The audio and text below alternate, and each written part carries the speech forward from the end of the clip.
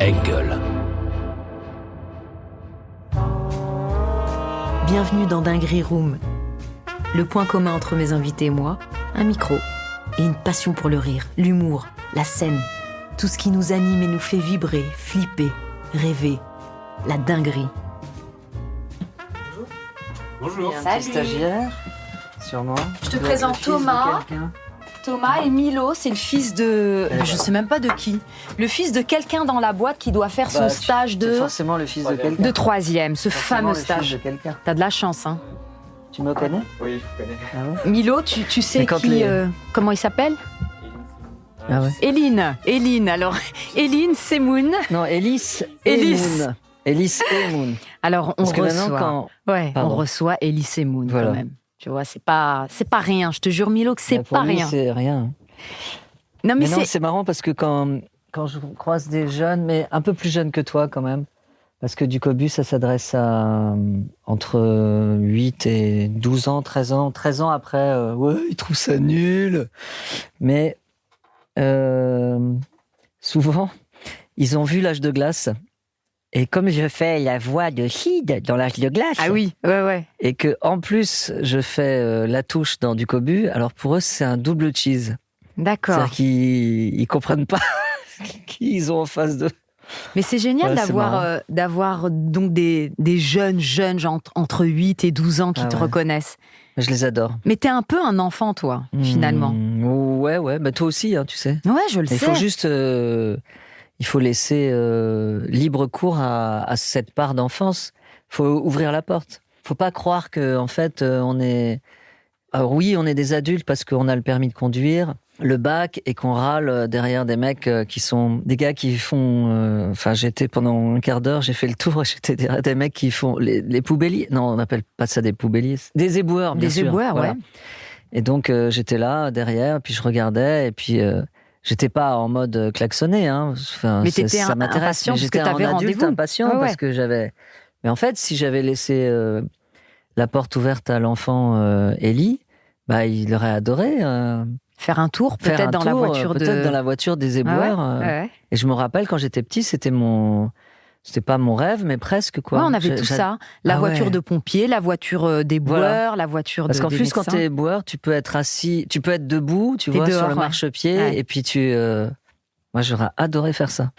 Bref, oui, bien sûr, j'ai encore une grande part d'enfance, ne serait-ce que ma voix, qui est une voix de.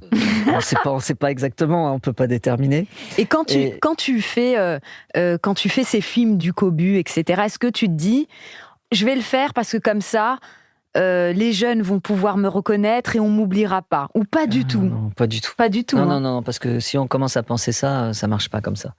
Non, je le fais parce que d'abord, on m'a donné la possibilité de réaliser un film, ce qui est incroyable. Donc j'en ai même réalisé 2 et surtout, les enfants savent que je fais partie des leurs. En fait, souvent sur le tournage, ok, je suis le réalisateur, mais donc j'ai une forme d'autorité, mais parfois je suis le pire qu'eux. Enfin, je fais beaucoup de bêtises. Les week-ends, comme on tournait en Belgique, on allait dans des parcs d'attractions où on allait bouffer au McDo.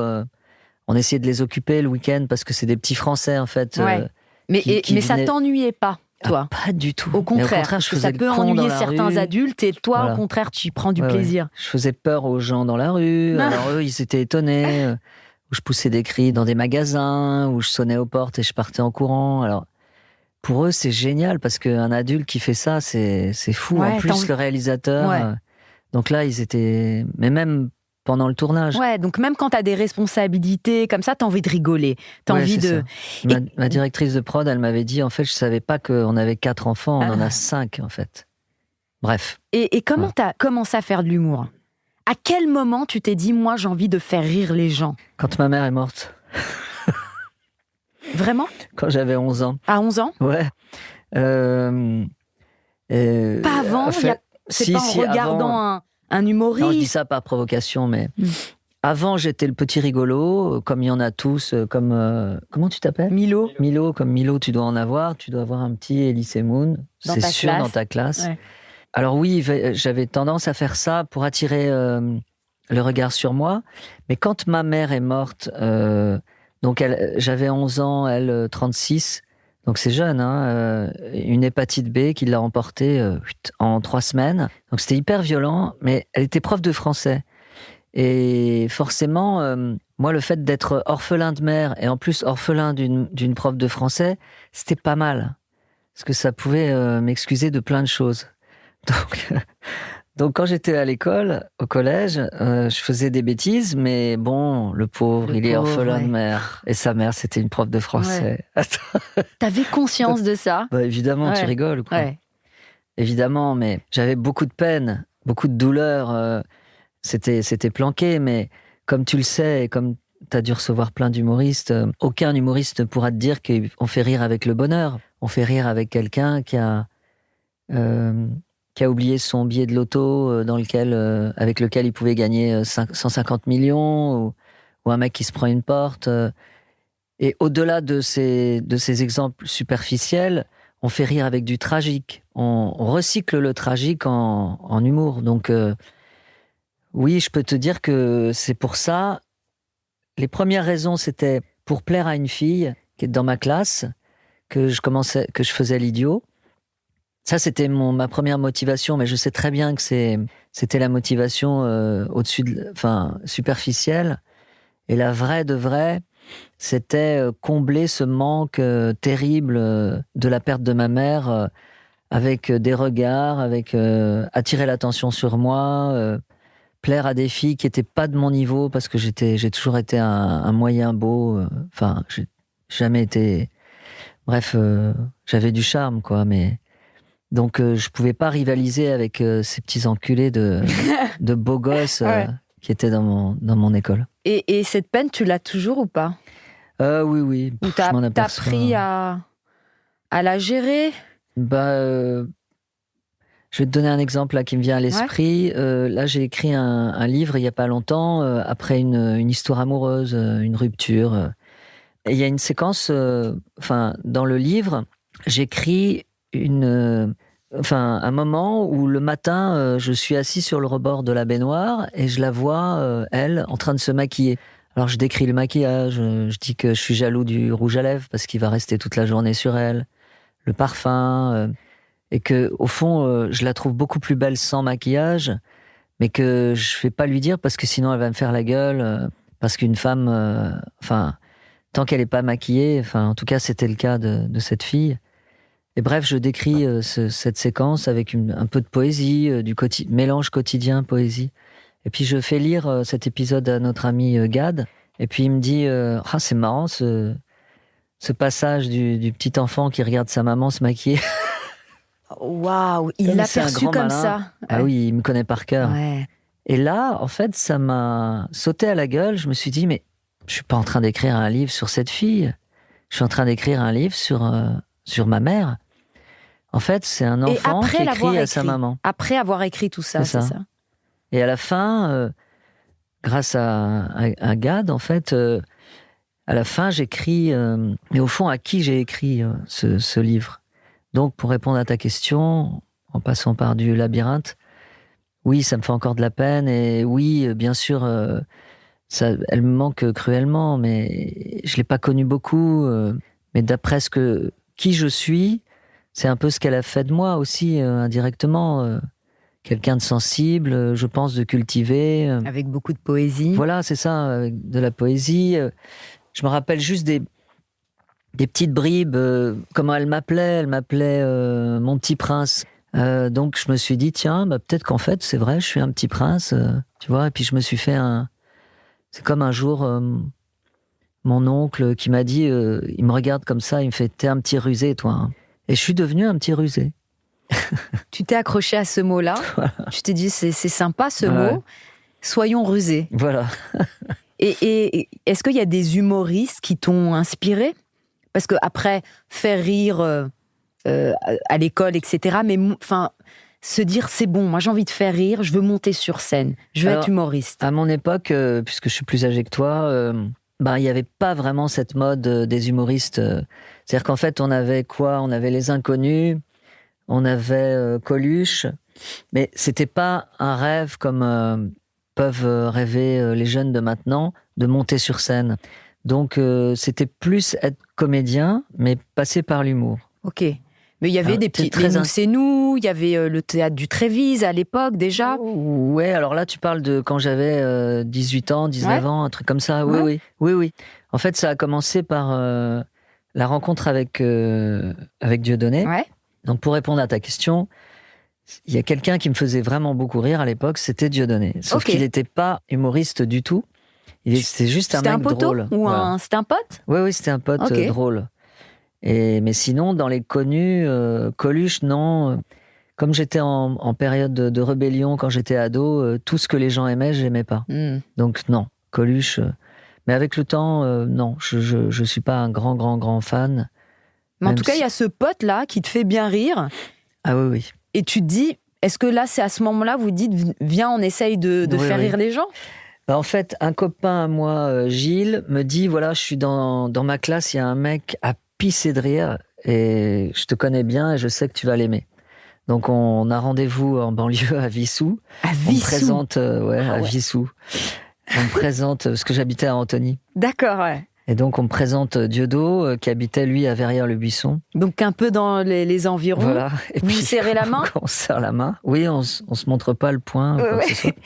Et dans l'œil, il y a déjà un petit truc. Direct. Non, mais vraiment, genre un quoi ? Coup de foudre amical.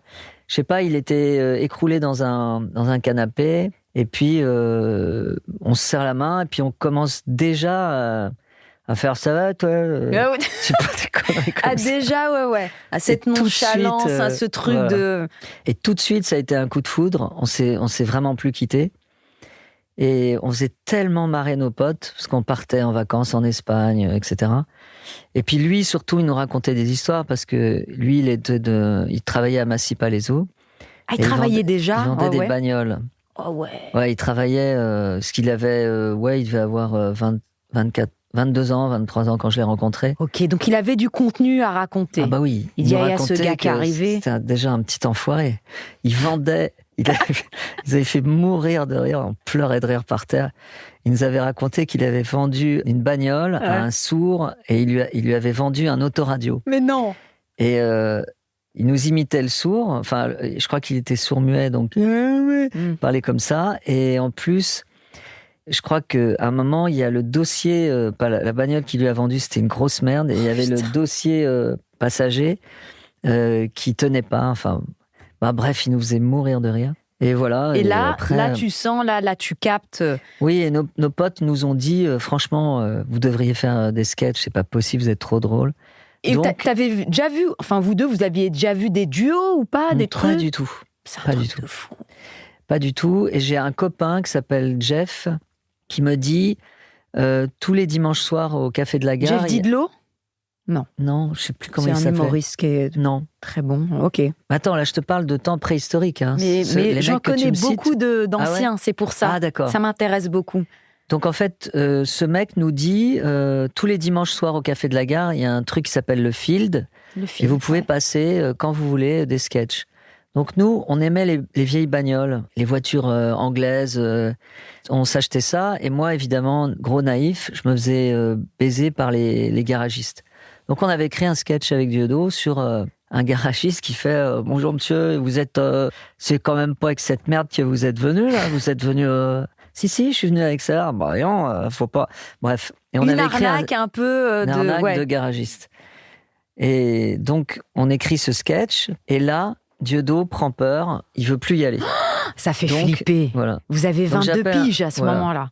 Donc, j'appelle un copain qui s'appelle Mehdi El Glaoui. Ouais. Qui avait fait Belle et Sébastien quand il était petit. Et je lui dis, écoute, j'ai un copain qui veut plus faire le sketch, donc on va l'apprendre tous les deux. Donc on l'apprend tous les deux. Et 2 jours avant, j'appelle Dieudo, je lui dis, Dieudo, je vais le faire avec Mehdi. Je le fais avec Mehdi. Et il me dit, bon, allez, ça va, je le fais. Oh. Et là, il le fait, et direct, les gens, ils étaient morts de rire. Donc, première scène, pas de bide, des rires. Aucun bide, rien du tout. Et il y avait, je me rappelle, on a commencé le jour où il y avait Elie Kakou et Danny Boone, ce soir-là. Et on râlait un peu parce qu'on passait à la fin. Mais au fur et à mesure de chaque dimanche, on écrivait un sketch et on on devenait les chouchous de tout le monde. Du fil, voilà. Et il y a Pascal Légitimus qui était dans la salle et qui nous a dit je vais vous mettre en scène. Faites un spectacle. Franchement, on n'a pas galéré une minute. Waouh. Ouais. Et après, on est passé au Café de la Gare et on a rempli à craquer. Tu te souviens de tous les détails? Est-ce que c'est gravé, ça? Oui, Ah ouais, c'est gravé. Mais c'était... quand j'étais sur scène avec Dieudo, c'est ça que je regrette, en fait. Il y avait une complicité. Et absolue. On se comprenait comme un couple se comprend. C'est-à-dire que on avait, par exemple, je me rappelle du Café de la Gare, au premier rang, il y avait un mec qui était... entre les sketchs, je dis à Dieudo, mais t'as vu, il y a un mec, il est venu avec une marionnette. Pardon? Ouais. Donc sur ses genoux, une marionnette. Ouais, voilà. C'est hyper étrange. Hyper étrange. Donc on remonte on revient sur le sketch. Et en fait, on s'aperçoit tous les deux que c'était pas une marionnette, c'était un nain. Et donc, on s'est aperçus tous les deux de ça. Et on s'est regardés. Et comme on était tellement liés, on a eu, mais là, je crois que la plus grande crise de fou rire de notre vie, quoi. On en pleurait, on n'arrivait plus à se contrôler.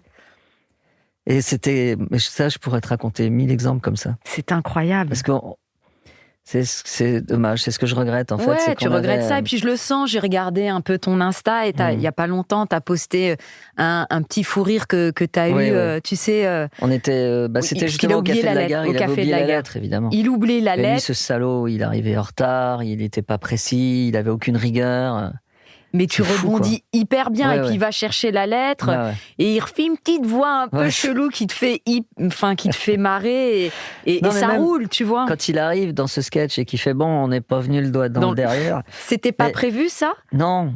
Il te surprend. Oui, on rajoutait des trucs à chaque fois.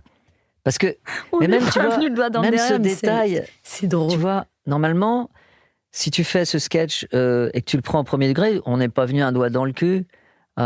Mais non, un doigt dans le derrière, ça veut dire plein de choses. Ça veut dire que les mecs, ils ont quand même une petite finesse. Ils ont une façon de... Ils disent pas le cul, ils disent le derrière. Mais ils auraient pu dire l'arrière-train aussi, tu vois. Donc, en fait... C'est précis. C'est précis. Et quand on avait nos personnages, on avait le vocabulaire des personnages. Comme avec Micheline, par exemple. Cette façon un petit peu empoulée de parler est précise, de dire merci à la place de merci, mais pour raconter une horreur, c'est-à-dire qu'elle est célibataire et qu'elle pèse 100 kilos. Mais elle utilise des termes choisis. Et quand on fait des personnages comme moi j'en fais, et comme Dieudo en faisait aussi, il y a un vocabulaire précis pour ces personnages-là, tu vois. Comme il y a des fringues. Est-ce que c'est quelque chose que vous travaillez ou pas? Ou c'est un truc... le garagiste, est-ce que c'est parce que il sait très bien le faire ou il va le travailler? Ou toi... Non, on le faisait naturellement. Naturellement, en fait. On avait écrit un sketch aussi qui s'appelait Madame Piche. Enfin, c'était au téléphone. En fait, on l'a fait entièrement au téléphone. Mais on pleurait au téléphone. Hein. Et on partait d'un délire du genre... moi, je disais non, ma femme, elle va bien en ce moment, mais Patrick, ta femme est morte depuis 4 ans. Non, mais là, je lui ai fait un bisou ce matin. Elle est chiante en ce moment parce que, mais Patoche, ta femme est décédée. Oui, je sais, elle est décédée. Mais qu'est-ce si elle m'emmerde? Mais là, on va partir en week-end, là. Et en fait, le déni, on délirait là-dessus, et voilà. Et donc... Je me rappelle plus trop de ta question, en fait. Non, mais c'est par rapport au personnage, est-ce que c'est des choses que... Ça vient naturellement. Ça vient naturellement. C'est pas un truc que tu vas travailler, tu vas faire même la voix aiguë, grave, essayer. Ça vient comme ça. Oui, comme quand on faisait les petites annonces, il suffisait d'avoir la perruque ou la veste. La situation et... Tu sais bien, voilà, quand les personnages, ils arrivent, ils s'imposent, en fait. Et est-ce que tu te souviens d'une dinguerie sur scène? Une dinguerie que tu as vécue? Heureuse et malheureuse. D'abord, heureuse. Une dinguerie, un truc que tu n'as jamais raconté. Ah, que j'ai jamais raconté. Tout seul ou en duo? Ou seul et en duo on avait une chaise... là, j'étais tout seul. Okay. Il y avait une chaise, en fait, sur laquelle je m'asseyais, et qui était aimantée, et je m'écroulais par terre. Ouais. Enfin, donc, mon régisseur l'a posée avec délicatesse, parce qu'il suffisait vraiment de mettre le doigt dessus pour que tous les éléments s'écroulent. Donc, c'était hyper précis. Hyper précis. Donc, il la mettait dans un coin des coulisses. Et côté jardin ou côté cour, je sais plus. Et puis, quand venait le sketch, délicatement, il posait le truc dans le noir. Et moi, je m'asseyais et les gens ne pouvaient même pas imaginer que je puisse m'éclater parce que c'était super bien fait. Et donc, on était tous les deux côté jardin. Et là, on voit arriver un pompier qui arrivait sur la pointe des pieds. Parce qu'il y a toujours un pompier dans les coulisses d'un théâtre. Nous embêter, et il voit la chaise, il se dit tiens, je vais regarder je vais regarder le spectacle tranquille. Et nous, on lui faisait plein de signes.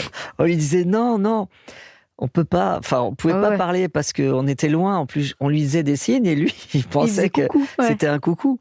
Et il s'assoit, mon pote, il s'écroule comme une merde, avec un fracas mais monstrueux. Donc, juste après, je vais sur scène, pendant que Dominique, mon régisseur, il fait le tour pour essayer de réparer la table. Mais le mec était tellement choqué qu'il restait en boule pendant 5 minutes parce qu'il avait la conscience d'avoir foutu en l'air le truc. Je me rappelle, c'était au théâtre du Casino de Deauville. Ok. Voilà. Et gros fou rire, mais monstrueux. Et sinon, après, un truc triste. Ouais, un truc un imprévu, sur scène, un truc qui n'était pas prévu. Moi, j'étais avec Dieudo, mais là, c'était entre nous, en fait. Là, ça commençait à merder entre nous. Et il avait refusé. On avait été invité par Renaud, le chanteur Renaud. Ouais. Et comme c'était nos débuts, c'était important, chez Drucker. Parce qu'il nous aimait beaucoup, Renaud, et il voulait nous inviter.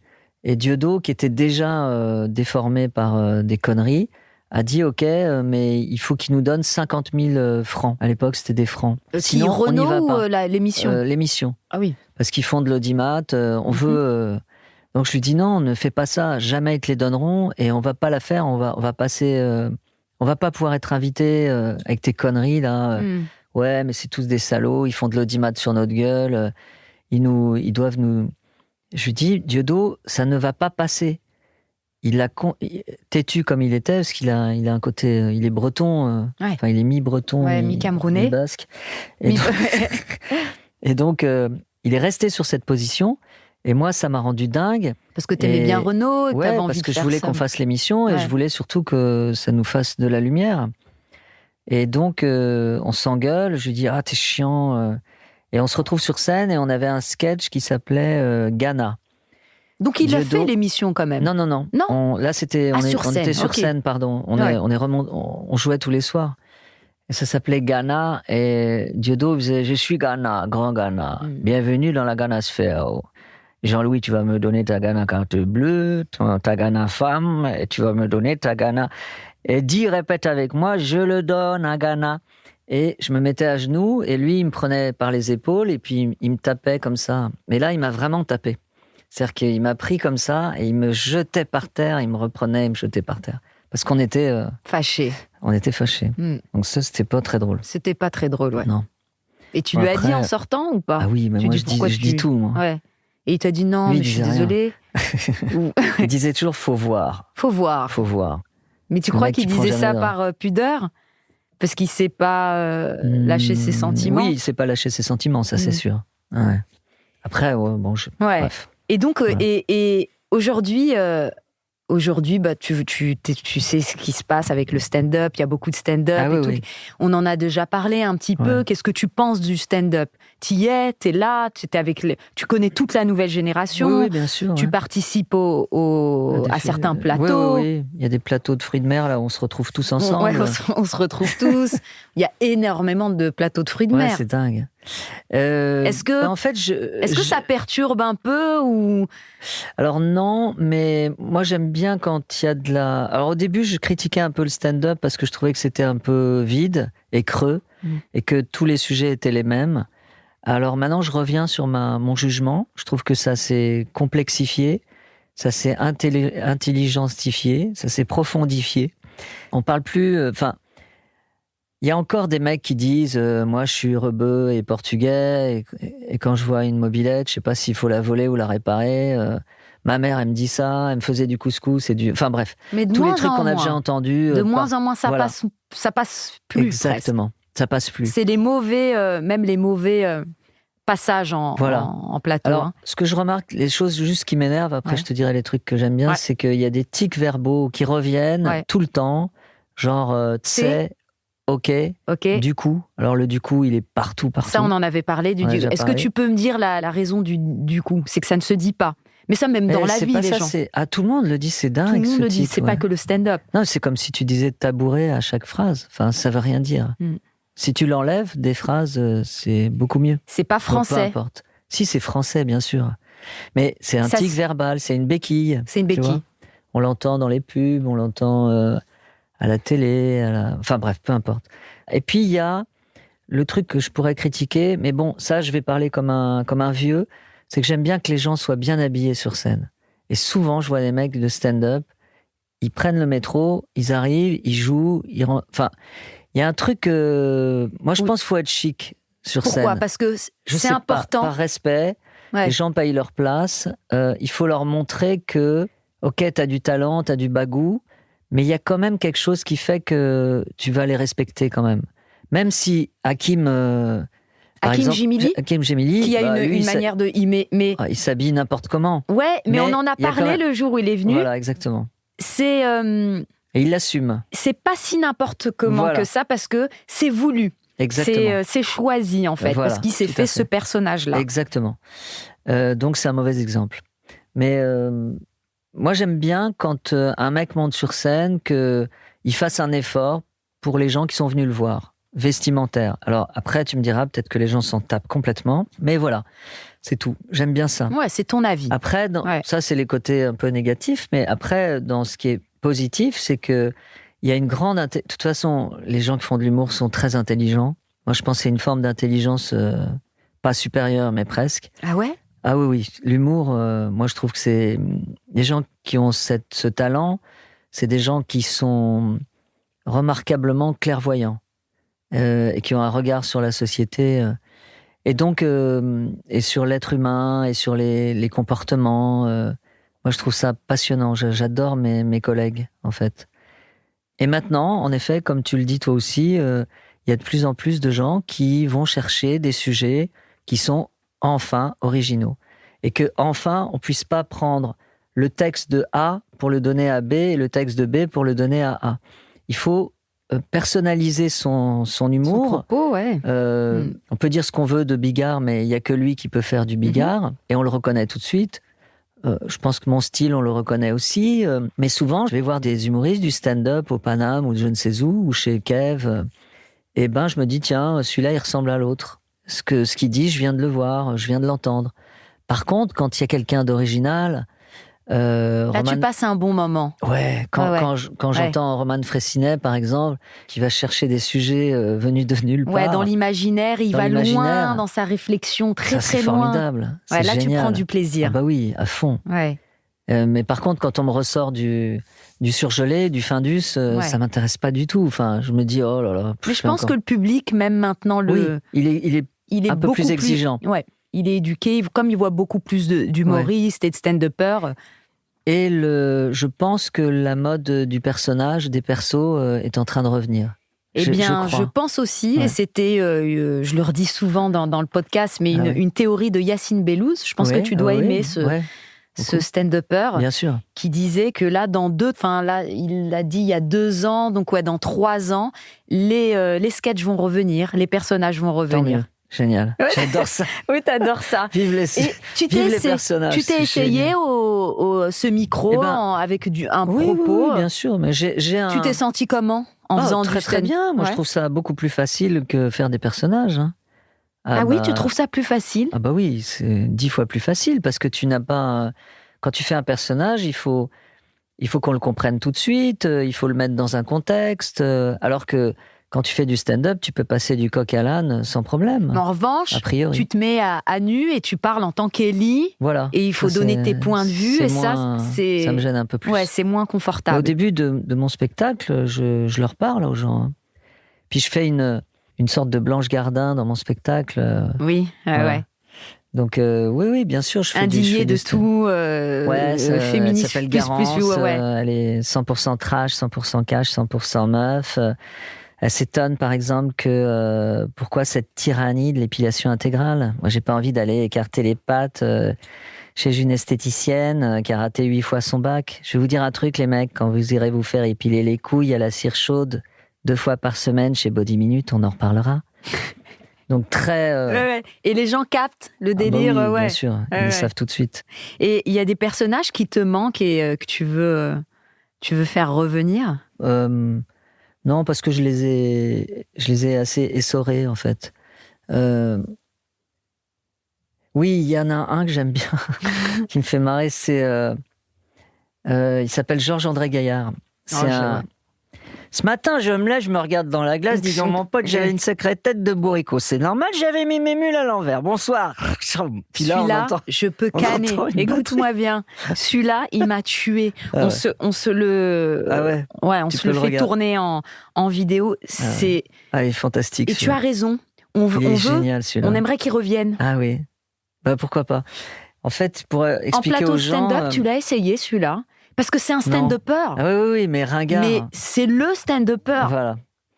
Mais ce qu'il a, c'est que lui, donc il s'appelle Georges-André Gaillard. Oh, Georges-André Gaillard. Mais c'est magnifique. En fait, qui lui envoie des...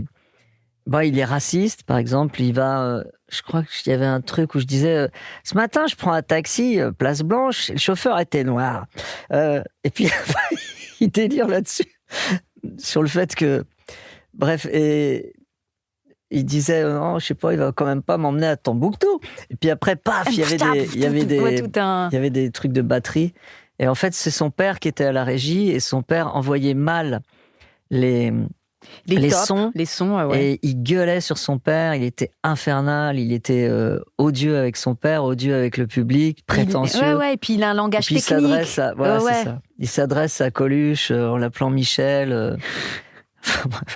C'est vraiment celui-là, écoute, vraiment. Celui-là, tous les stand-uppers l'adorent. Celui-là. Il est marrant, Georges-André Gaillard. Faudrait qu'il revienne, t'as raison. Et est-ce que, à quel moment on est ringard?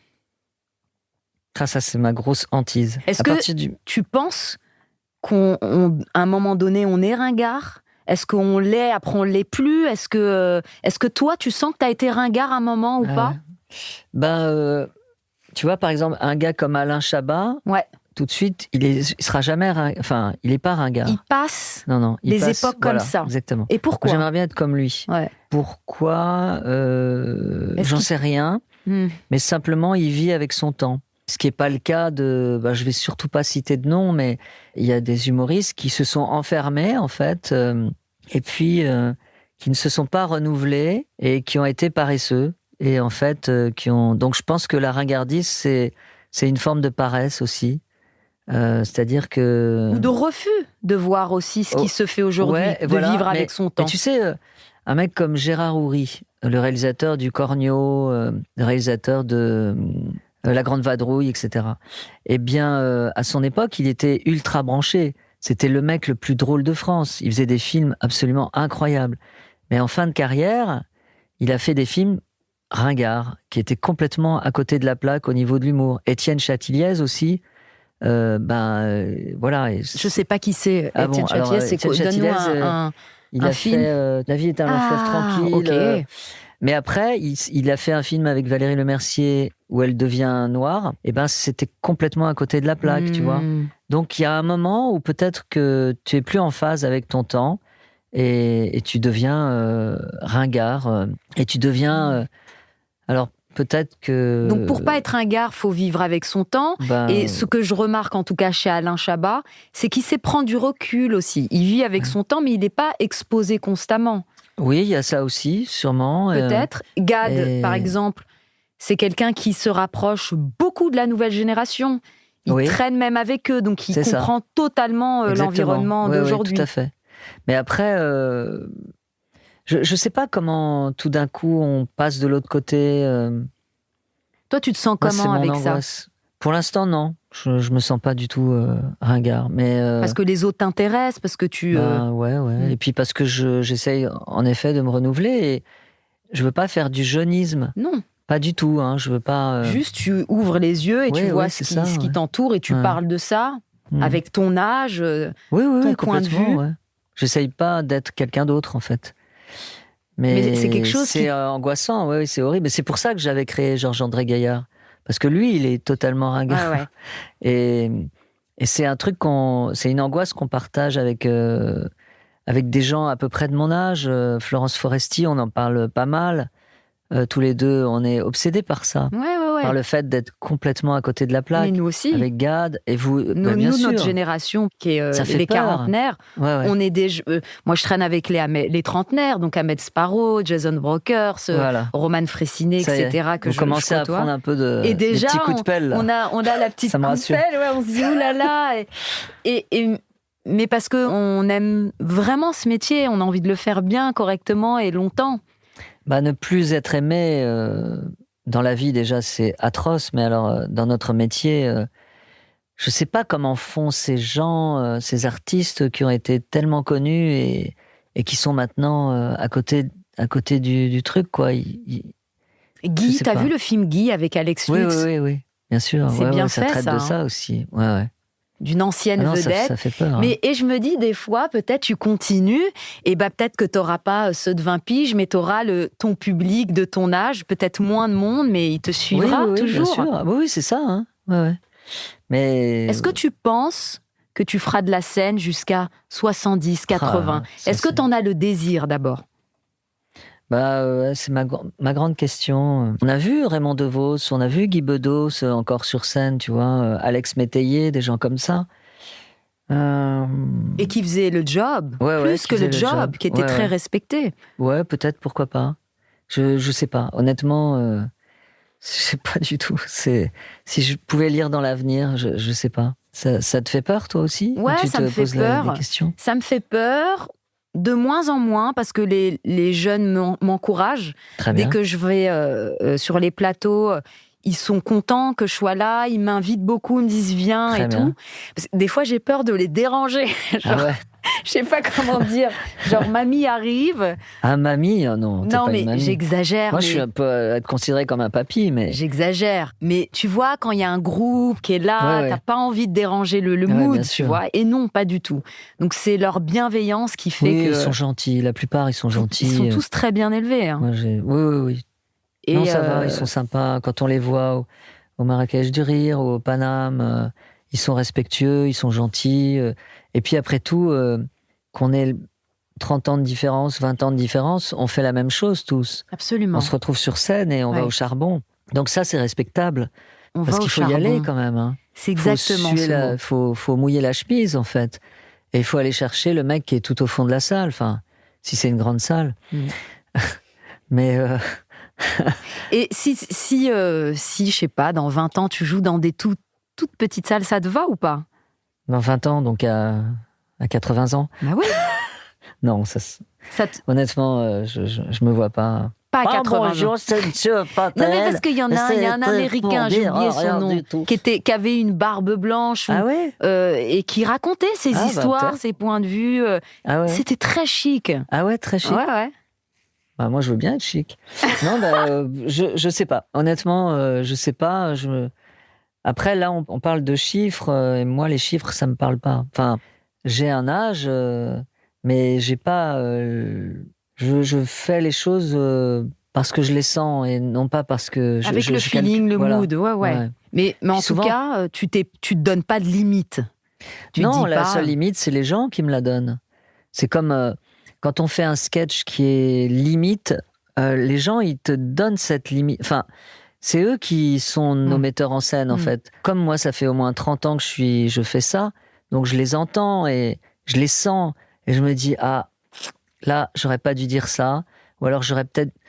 Je me rappelle juste d'un détail, mais je faisais un beauf encore dans un spectacle, et puis je disais, ça va, toi? Tiens, tiens... À chaque fois que tu fais un beauf, tu serres la main comme ça. Tu serres la paluche. Ouais, je serre la paluche parce que j'arrive dans un bar et puis je me fais servir à boire. Alors je dis bonjour aux collègues.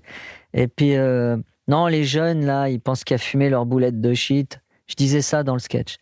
Et puis, j'ai changé un soir. Je fais non, les jeunes, ils pensent qu'il y a fumé leur boulette de pchit. Et puis, pouf, pchit. C'était. Tu vois, il suffit d'un. Ouais. Donc, en fait, tout est dans le détail.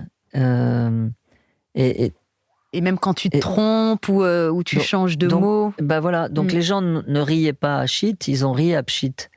Donc c'est eux qui m'ont dit ah ben t'as bien fait de choisir ça parce que ça fait un décalage avec le personnage, il est décalé. Et c'est comme j'avais un sketch sur un djihadiste et puis je dis non les mollahs moniteurs sont très gentils parce que le soir pour nous endormir ils nous lisent des extraits du Coran. Bah, c'est moyen de dire ça. Ça voudrait dire que le Coran c'est fait pour endormir les gens, etc. Donc là, c'est pas le public qui m'a dit ça, c'est Fari qui était là un soir. J'étais à Bruxelles dans ce petit lieu de Guillermo Guise. Oui. Et puis j'ai rodé ce sketch. J'aime beaucoup cet endroit, voilà. le King Comedy Club, voilà, un truc comme ça. Et Fari m'a dit, bah tu vois, si un musulman regarde ce sketch, il va se vexé. Sentir, parce que t'avais pas vu cet angle et tu l'as enlevé. Pas du tout. Non, pas du tout. C'est insultant pour le Coran en fait. Bien sûr. Ça veut dire. Voilà, bref. Et comment tu gères les bides ? Parce qu'on en a des millions des bides quand on essaye et tout. Est-ce que... Toi peut-être, non. Moi. Est-ce que... Putain. Est-ce que c'est quelque chose qui te tétanise ou c'est quelque chose qu'avec le temps, tu as réussi à gérer ? Les bides que j'ai eus, c'est parce que je jouais devant des gens qui n'étaient pas... qui correspondaient pas à ce que je faisais. Par exemple... Ça, je crois que je l'avais déjà raconté, mais tant pis, je te le raconte. J'étais à une bar mitzvah de ce mec-là, d'un feuge qui a été en prison, là, qui fait Marco toujours parler. Mouli. Exactement. Donc, j'ai fait un peu ma pute et j'ai accepté d'aller dans cette bar mitzvah parce que c'était payé. Ouais, tu t'as pris ton billet et voilà. J'étais pas le seul. Pas du tout le seul. Et donc, il me dit, oui, je veux que tu fasses Kevina, parce que j'aime bien le sketch de Kevina, etc. La petite nana.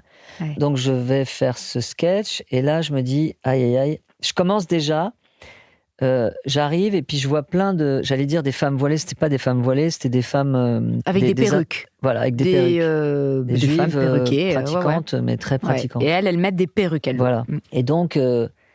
j'arrive et puis je commence à faire une vanne comme moi, je suis un petit côté provocateur. Je dis excusez-moi, je suis en retard, j'avais rendez-vous avec Dieudonné. Et là, je me dis putain, qu'est-ce que je viens de faire ? Gros blanc. Je me dis ok. Dans ma tête, je me dis je suis dans une merde noire. Je commence à faire le sketch et ce qui était prévu dans ma tête, ça ne marche pas du tout parce que ça parlait déjà cette amorce. Je me les suis pas mis du tout dans la poche. Et je commence à parler, et Kevina, elle parle avec sa grand-mère, et elle dit qu'elle veut peut-être être lesbienne. Je vois une femme qui se bouche les oreilles, qui s'en va, qui quitte la pièce. Après, c'est trop je vois un mec qui passe devant moi, qui va aux toilettes, visiblement, qui me tape sur l'épaule. Ça va, Ellie ? Genre, en irrespect total. Là, je perds mon texte, j'oublie mon texte. Donc, la totale. Je sors un papier, je sais pas d'où j'avais ce papier, il y avait le texte, je le lis. Une catastrophe. Ça, c'est une catastrophe. Dans tous les sens. Dans tous les sens. Les gens parlaient, moi, on m'entendait pas. Et dans ma tête, mais c'était un cauchemar total. Je me suis dit, mais je veux que une fusée me prenne et m'amène le plus loin possible de cet endroit. Après, donc, c'est vrai qu'une bar mitzvah, c'est pas un lieu d'écoute. Non. En fait, ce qu'il voulait, c'est qu'il voulait juste que je me moque un peu d'eux. Oui, un petit stand-up. Stand-up. Mais moi, je suis pas foutu comme ça. Je suis pas... Toi, il te faut un public assis qui t'écoute. Voilà, exactement. Donc, c'était un cauchemar. Et après le sketch, j'ai eu honte de me faire payer. Donc, je me suis même pas fait payer. Mais non, mais arrête. C'était horrible. C'était un cauchemar. Ah, c'était horrible. Ça, c'était un vrai bide. Ouais. Mais sinon, un bide, comme tu l'entends, c'est-à-dire écrire un truc où tu qui ne marche pas, que t'essayes, parce que... Non, honnêtement, je vais vraiment être très honnête. J'ai jamais vécu ça. J'ai vécu ça parce que je faisais des sketchs qui n'étaient pas adaptés au public, non, parce que je fais attention à l'écriture et tout. Et alors, je dis pas que je suis un génie et que je sais exactement ce qui est drôle. Mais j'ai jamais vécu un blanc absolu, total. Mais j'ai vécu même au Marrakech du Rire, où j'avais fait le sketch du maire Front National, où j'expliquais que j'aimais pas les Arabes, etc. Mais il a fallu que je m'arrête pour dire, vous savez, c'est un sketch. Hein. Parce que donc tu sentais un petit truc... c'est pas que je sentais, c'est que je me faisais huer. C'était horrible. Et pourtant, c'est le sketch qui a été le plus vu à la télé. Et là, quand t'es sur scène, tu sens... Moi, je veux veux jamais revivre ça, quoi. C'est horrible. Bah, tu te dis, en fait, dans ma tête, je me marre tout seul, parce que je me dis, qu'est-ce que je fous là?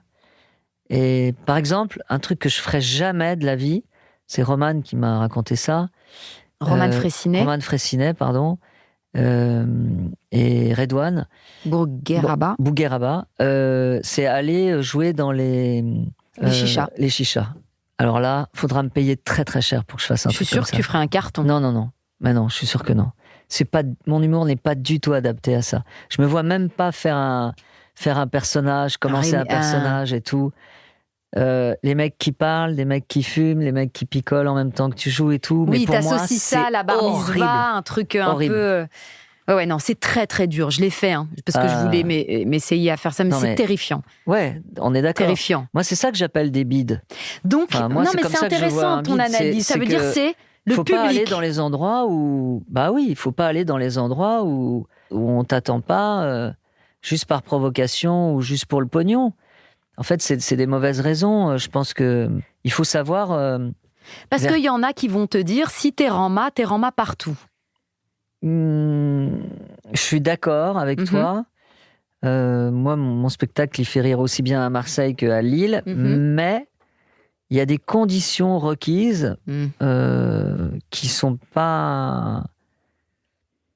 Je sais pas, tu excites mon envie d'aller à la chicha, d'aller dans une chicha, mais je pense franchement sur le papier je serai un homme mort, quoi. Je crois, parce que je pense que ces gars, il faut aller les chercher, il faut se moquer un peu d'eux, il faut les secouer, les bousculer. En tout cas, il faut choisir un passage de ton spectacle particulièrement efficace. Non, ou particulièrement punchy. Pas punchy, mais comment je veux pas dire cynique, je veux pas dire, tu sais, un peu. Alors, qu'est-ce que t'as fait là-bas, toi? Comment ça s'est passé pour toi? J'ai eu la peur de ma vie. Voilà. Élie, mon sweet là. Qu'est-ce que t'as été foutre? Oui, c'est ça. Je sais pas. J'avais envie de faire comme tous ceux qui faisaient ça, dire écoute, moi je peux le faire, et j'avais envie de me prouver que je peux le faire. J'ai réussi. Mais j'ai des litres. Ouais, c'est ça. Ouais, en peur. Ça m'a coûté. Mais c'était très masculin dans la salle? Il y avait des femmes aussi? Des femmes, heureusement, et c'est les femmes qui m'ont portée. Tu vois? Ouais. Et des femmes avec des codes assez...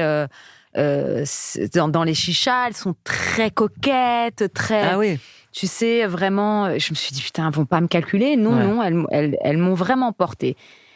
Et j'avais un a priori... je me suis dit... Je suis comme toi, j'ai des a priori. Un a priori de dingue. J'ai peur qu'ils soient en mode agressif et pas du tout concentré. J'avais ça et moqueur, pas du tout. Et surtout, et mon a priori, c'était pas ça. C'est que pour moi, les gens de quartier, les gens qui vont en chicha, sont tellement drôles eux-mêmes. Ah bah oui. Tu comprends? C'est eux les marrants, c'est eux les plus ramas, c'est eux les plus drôles, c'est eux les vanneurs. Et le fait qu'ils lâchent une vanne un peu comme ça et qu'ils me détruisent en une vanne, mais non, on est fort. Il peut rien nous... Enfin... Non, c'est Gad qui m'avait raconté ça, qu'il avait été et puis qu'il a pris le beat de sa vie. Enfin, les mecs étaient... Ah oui? Ah oui. Il était... Au XS? Je sais pas, dans une chicha, et les mecs, ils avaient des iPads comme toi, et ils regardaient les résultats du foot. Et ils commentaient pendant que Gad jouait. Enfin, mais bref. oui, effectivement, donc, quand il y a du foot. Ouais. Un comique mais c'est reconnu, vrai, Elie, tu sais que en revanche, si tu arrives à voir cet auditoire, tu vois, oui. Tu te sens Ah bah oui, t'es surpuissant. Surpuissant, bien sûr. Mais c'est ce qu'ils m'ont dit. Et je me rappelle, je l'ai fait avant à Montreux. Montreux qui me terrifiait parce que c'est toujours c'est quelque chose qu'on va capter, qui te. C'est un enjeu quand même, tu vois. Je me suis dit, fais une chicha, si tu y arrives, Montreux, ce sera vraiment les doigts tranquille. Dans le nez. Et ça s'est bien passé heureusement, mais garde-le dans un coin de ta tête pour rigoler. Pourquoi pas Mais moi, je sais pas. Parce que moi, c'est toujours souvent au second degré ce que je fais. Enfin, je sais pas. Ouais. C'est pas quelque chose qui te fait du mal. Ça te ferait du mal si tu rates ou si. Ça me ferait du mal. Je me sentirais pas bien. Mais en même temps, jamais j'irai tester un nouveau sketch chez eux parce que là, destruction totale. Je sais que si je vais tester un sketch là-bas, c'est un sketch. Ah non, moi, j'ai pris du costaud. solide, bah oui, mais évidemment. Prends du solide. Ouais. Et comment t'écris ? T'as des carnets ? Alors non, j'ai pas de carnet. J'écris souvent. Je suis souvent dans ma bagnole en fait, et il m'arrive de trouver des personnages. Par exemple, on avait un sketch qui s'appelait Villetanneuse avec Diodo. Ouais. Je faisais un mec, je faisais, t'es de Villetanneuse toi ? Ouais. Non, je suis pas de Villetanneuse. Si, t'es de Villetanneuse. Mais non, je t'ai dit, je suis pas de Villetanneuse. Parce que Si, le ta mot... sœur, elle s'appelle Bruno. Mais non, ma sœur, elle s'appelle pas Bruno. Si, t'es de Villetanneuse. Bref. Et c'est juste Le mot Villetanneuse. Voilà, Villetanneuse. Vous avez Keblo là-dessus ? J'ai... Ou tu as bloqué Ouais. là-dessus, tu dis c'est un mot... T'as vu, il y a J'étais des en mots bagnole, j'étais de rigolos. Villetanneuse. T'es de Villetanneuse, toi. Villetanneuse. Je sais pas pourquoi. Donc Mais ça, je te c'est un comprends. exemple débile. Villetanneuse, Mais ouais. sinon, l'écriture... j'avais envie de faire un handicapé moteur. Ok. Donc, je voulais parler comme ça, et je voulais faire un gars qui est un peu déformé physiquement, et qui parle à sa maman, et qui en a marre de se coucher à 22h, etc. Blabla. Et donc, je commence par le personnage, Ouais. et puis après, j'invente une histoire. Donc, il est chez sa maman, il en a marre de dormir sur la béquille, il veut trouver il veut trouver une femme, il se met sur chercheunfauteuilroulant.com, et puis il rencontre Samantha. Il y avait un unijambiste et un paraplégique qui étaient intéressés, mais je les ai pris de vitesse. Et donc il l'a rencontré. Et à la fin, pour sauver un peu le truc, parce qu'on peut imaginer que je me moque d'eux, mais bon, je me moque pas d'eux, mais je décris des gens différents, c'est tout. Ouais. Mais est-ce Et que à la ça, fin- on te... Non, Non, jamais eu de personne, problème. ouais. Jamais. Parce que c'est Mais bien juste, je fait. kiffe que quand j'arrive avec la béquille tout déformée, je kiffe le malaise. J'adore ça. T'aimes pendant bien 2 ça, secondes, les moments de malaise Non, mais ou... c'est pas gratuit, mais j'aime bien parce que après il est sauvé le Oui, personnage. t'as la fin. Toi, tu as la Qu'à fin, la tu fin, sais. je dis avec Samantha, on espère avoir des enfants et on espère qu'ils seront comme nous. Alors là, j'entends heureux, et là noir, et là j'ai réussi mon coup. Donc je sais pas, Donc c'est une j'ai idée, écrit un mot. avec un mot. Après, parfois j'écris avec. Il y en a un que Flo j'en ai fait 2 avec Manu Payet. Ah oui. Qu'est-ce Qu'est-ce qu'il est marrant, Manu. Ouais, il est marrant. Ouais. J'aime beaucoup. Hein. Ouais. Il est marrant. Il est né comme Naturellement. ça. Ouais. Et donc là, on avait écrit. Pareil, on commence à parler un peu comme ça, comme des beaufs. Ouais. Mais Florence Foresti m'avait dit que quand elle cherchait des personnages, à l'époque où elle faisait des personnages, elle me disait je me mets en Ellie, et je parle comme ça, en Jean-Louis, quoi. Ouais, oui. Ouais. Puis voilà. Donc on commence à parler comme ça. Et elle se met en Diodo aussi. Et elle en a, Diodo, elle a, ouais, elle a ouais. beaucoup de Exactement, ça. Ouais, ouais. à fond. Et donc on commence à... Ça part d'une mince idée, un mec qui se plaint parce que sa femme aime trop le cul. Oh, j'en ai marre, là, avec Martine, là, elle arrête pas de vouloir baiser. Moi, j'en ai marre, je suis pas un marteau-piqueur que j'ai dans le slip, merde. Puis voilà, il se plaint Oui. de ça, et puis ça donne un sketch. Ou alors, on avait écrit aussi, lui et moi, un sketch avec des foireux qui vont faire un casse, tu vois. Et celui-là, je l'ai écouté sur Rire et Chanson, là, il y a 2 ou 3 jours, j'étais mort de rire. Je me suis dit, putain, on a bien C'était écrit bien. quand même. Ouais. Parce que chaque phrase est cartonnée, quoi. Donc, je Et sais pas, est-ce que... c'est compliqué. Non, Non, mais c'est pas c'est- compliqué. Ça vient comme ça et puis tu les notes et Il y en c'est a tout. qui demandent beaucoup de temps. Comme moi, j'aime bien trouver des sujets que personne ne prend. J'adore l'opéra, Richard Wagner. Mais c'est une musique qui est pas drôle du tout. Et comment tu veux faire un sketch drôle avec un sujet aussi lourd? Mais bon, j'ai quand même réussi. Mais j'ai ramé. Hein. J'ai Tu fait lâches pas 1000 l'affaire. versions de ce Ouais. sketch. Ouais, j'ai pas lâché l'affaire. Là, ça va. C'est bien. Mais là, oui, je me suis pris des bides. Parce que je faisais monter des gens sur scène. J'essayais de leur expliquer la Valkyrie. Et je leur disais, répétez-moi ce que je viens de vous dire. Alors, c'était drôle parce qu'ils notaient sur un papier. Mais en fait, je suis pas bon en Club Med, en truc En du Club Med. animation Donc, pas et du en... tout. Ouais. Non. Donc ça, tu Donc, j'ai t'arrêtes de laissé faire. tomber. Ouais. Ouais. Mais au moins, t'essayes de J'essaye, trouver. ouais. Et est-ce que t'aimes les surprises? C'est quoi les surprises? Est-ce que t'aimes qu'on te fasse des surprises? Ah, là, on n'est plus sur scène dans la vie? Dans la vie, ouais. On m'en a pas fait beaucoup. Ah bon? Non. Pourquoi? Parce que c'est moi qui l'ai fait d'habitude. Ah ouais? Bah, tes petites copines ou... Ah bah ouais, justement, ouais. Non, non, non. Oh merde. La dernière surprise, c'était mon ex, pour mon anniversaire, elle m'a offert un truc pour recharger la batterie de mon téléphone et un paquet de bonbons à l'anis. Mais qu'est-ce que tu racontes? C'est sympa. C'est vrai? C'était ça, sa surprise. Mais J'étais qu'est-ce que hyper c'est vexé.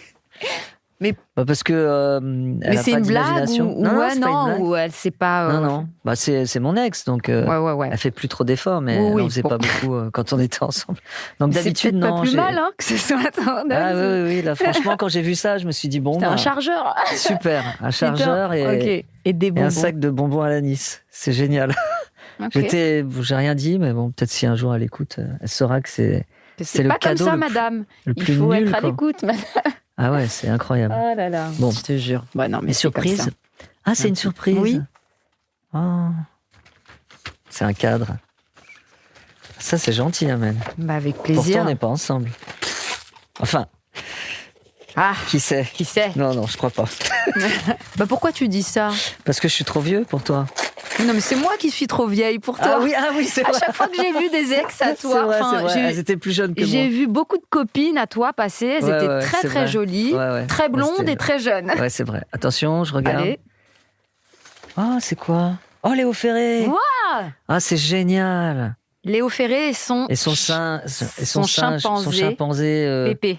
Pépé. Il a fait une chanson. Oh, merci ma chérie, c'est gentil. Bah tu vois, voilà. Toi, tu m'as fait un cadeau personnalisé. Ça Ouais. me touche. Parce que j'ai compris que tu l'aimes Ouais. vraiment, tu connais tout sur lui, c'est Tout. c'est J'adore quelque Léo chose que Ferré. t'aimes, donc qui aurait éventuellement sa place chez Merci. toi. Ah bah ça aura Et sa en place chez moi. souvenir. Mais dis donc, où est-ce que tu as eu cette photo? Eh ben, on a une production, on recherche, on essaye de trouver la photo la plus. Mise coup de poing. Ah ouais, C'est super Eh gentil. ouais. Oh là là. elle est chouette, hein. Ouais, elle est super. On l'a pas vue. Enfin, je sais pas si tu Je la l'ai jamais connaissais. vue. Non. Franchement, je l'ai vue nulle part. Bah, je suis contente Ah, parce merci, que en t'es plus je adorable. sais que la musique ça a beaucoup Oh, ouais. d'importance. Énormément. Pour toi aussi, j'imagine. Ouais. mais- Oui, je peux pas ne pas écouter de musique en une journée. Et puis Léo Ferré, pour moi, c'est... Ça y est, là, je passe du côté des ringards. Mais non, mais Léo Ferré, il m'a appris à lire les grands poètes. Baudelaire, Verlaine, Rimbaud, celui qui a écrit Fou d'Elsa, de Elsa Aragon, pardon. Il les a mis en musique. Il a mis...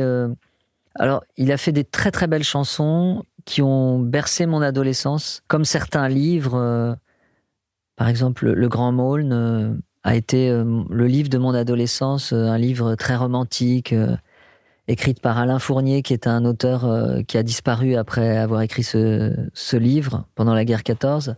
Donc, il a fait un chef-d'œuvre. Et Léo Ferré, on comprend pas toujours ce qu'il raconte dans ses chansons, mais c'est dit avec tellement d'émotion que ça t'emporte, en fait. C'est un peu comme la musique de Wagner, l'opéra. On comprend rien, évidemment. Moi, je parle pas allemand, mais ça parle d'amour. Moi, je suis hypersensible. Ça parle d'amour, ça parle de déchirement, ça parle de séparation, d'abandon. C'est des choses qui me parlent, en fait. Et qu'est-ce que je peux te souhaiter comme dinguerie du futur? D'avoir une belle histoire d'amour, parce que il y a que ça qui me trop fait... ça, l'amour, qui me toi. fait- Vraiment, t'aimes Bah l'amour. Oui. Bah oui, j'aime ça. Mais c'est génial en T'es comparaison amoureux avec... de l'amour, quoi. Ouais, je crois. Ouais. Ouais. Puis j'aime Les débuts, les débuts, j'aime la difficulté. les messages, les tu messages. viens, les machins, Ouais. Et j'aime aussi la difficulté de pouvoir conquérir quelqu'un, le cœur une d'une femme, ouais. Et j'aime ça.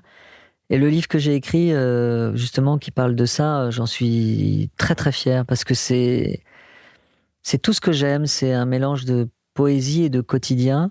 Et oui, j'aime ça. Donc Une belle histoire d'amour. Voilà. T'es qui sur dure. un dos en ce moment? Non. ou- Non? Non. c'est- Le mot dos en plus. C'est horrible. Ouais, c'est Je t'ai- horrible. Tu as fait exprès. Les dos pour remettre Ouais. un peu. Ouais, c'est ça, Sur pour terre. remettre sur terre. Voilà. Sinon, t'as baisé dernièrement ou... Non, oui, non, j'ai quelques petites aventurettes, mais honnêtement... Il n'y a rien encore qui te. Non, il n'y a rien fait- qui me fasse vibrer. Ouais. J'ai envie de vibrer, j'ai envie de Mais ça va m'inquiéter, de va douter. Ouais. Ouais, j'aimerais bien. Voilà, mais tu sais, l'amour, c'est comme ce que je t'ai dit sur le fait de jouer dans des endroits qui te correspondent. Il faut aussi trouver une personne qui te corresponde. peut-être que moi, je vais chercher des filles qui sont plus jeunes que moi, mais il faut peut-être que j'aille chercher des filles qui ont 40, 45 ans, tu vois, et pas des petites nanas de 30, jeunes, 35 ans, quoi. Mais moi, je suis persuadée que la femme de ta vie... Je sais pas si c'est une question d'âge. Ce sera... si. Ah ouais? Je pense qu'elle aura 40 piges. D'accord. Tu seras fou amoureux d'elle. Certainement. Mais elle va te mettre par terre. D'amour, hein, mais...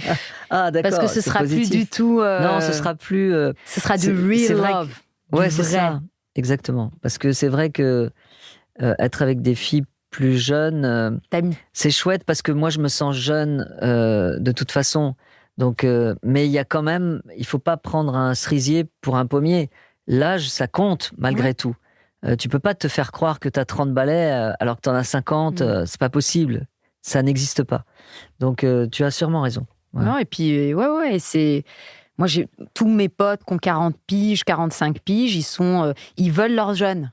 Donc, ils sont avec leurs 20, 25. Dans un cliché mais total. Mais ils doivent vivre ce truc-là. Je les encourage à vivre ce truc-là, sauf qu'ils sont épuisés. Bah oui. Parce que la 20, 25, elle veut aller en boîte. Exactement. Ils sont Puis épuisés. toi, t'as tellement pas envie. Mais j'en parle dans le livre. Moi, je bois pas en plus. Donc, je parle d'un épisode où, justement, elle sortait tout le temps. Parce que elle est belge, donc les Belges, ils aiment bien faire la fête et tout. Ils adorent. Ils sortent, ils adorent ça. Et moi, je me faisais chier, quoi. Et tu restes jusqu'à 4h du matin parce que t'es cool, mais dans ta tête, tu n'as qu'une envie, c'est de rentrer. Dormir. Et tu vois tous les gens qui sont en train de se bourrer la gueule, elle-même qui est bourrée, qui va danser, Et tu te dis, mais qu'est-ce que je fous là? T'as pas envie de faire ça. Honnêtement, parce qu'on l'a déjà fait. Décalage. Enfin, on l'a déjà fait. Moi non plus, je bois pas, mais cette période, on la connaît. Voilà. Donc, je te souhaite vraiment une belle histoire d'amour avec une femme. Une femme. Avec un grand F. Ouais. Oh là là, tu vas kiffer. Une femme dans ton genre. Oh, tu vas kiffer. Voilà, une fille qui a vécu et qui sait ce que c'est que... Tu vas kiffer. Ouais, très bien. Là là. Et ben voilà. Merci. Merci d'être venu, On a parlé combien de temps? T'es en retard à ton prochain rendez-vous. Je suis en retard. Mais j'osais pas te couper. Ah merde, donc, j'étais un peu bavard, non? Non, t'inquiète. Bon, ok. Merci de nous avoir écoutés. Hein. C'était Elie Semoun et Amel Chabi.